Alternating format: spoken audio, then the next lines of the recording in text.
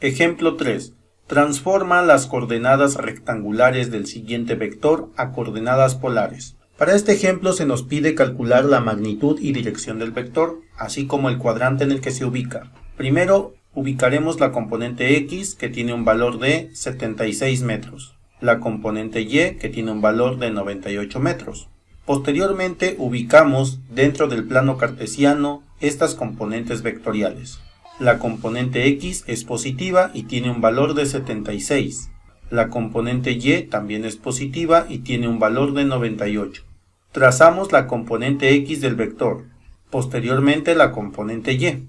A continuación, el rectángulo que se forma con las dos componentes de estos vectores. Posteriormente, la diagonal que parte del origen hacia la esquina del rectángulo formado. Y este es el vector que vamos a calcular. Ahora calculamos la magnitud de esta flecha en color rojo, que viene siendo la magnitud del vector en coordenadas polares. Para ello utilizamos el teorema de Pitágoras. Dado que se trata de un vector con magnitud de longitud, entonces llamaremos a este únicamente vector. La magnitud del vector en color rojo será vector raíz cuadrada de la componente del vector en X elevado al cuadrado más la componente del vector en Y elevado al cuadrado. Sustituimos estos valores y tenemos: la componente del vector en X es 76, la componente del vector en Y 98. Nos apoyamos en el uso de la calculadora y tenemos raíz cuadrada de 76 al cuadrado más 98 al cuadrado. Esto nos da un valor de 124.01 unidades newtons. Por lo tanto, la magnitud del vector es esta. Ahora procedemos a calcular el ángulo de inclinación. Recordemos que lo hemos mencionado anteriormente.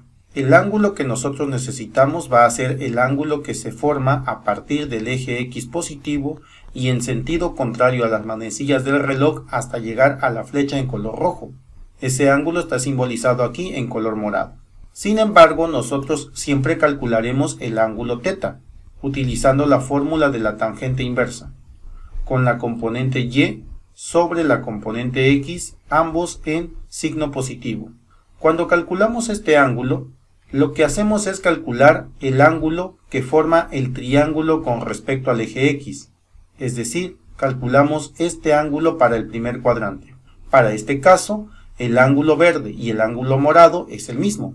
Entonces, cuando un vector se ubique en el primer cuadrante, el ángulo que yo obtenga utilizando la fórmula de la tangente inversa será exactamente el mismo que el que me están solicitando encontrar.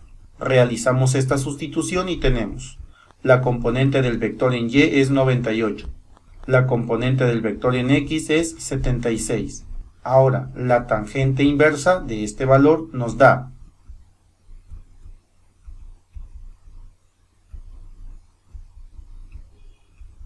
52.20. El ángulo completo, por ser el primer cuadrante, también tendrá el mismo valor.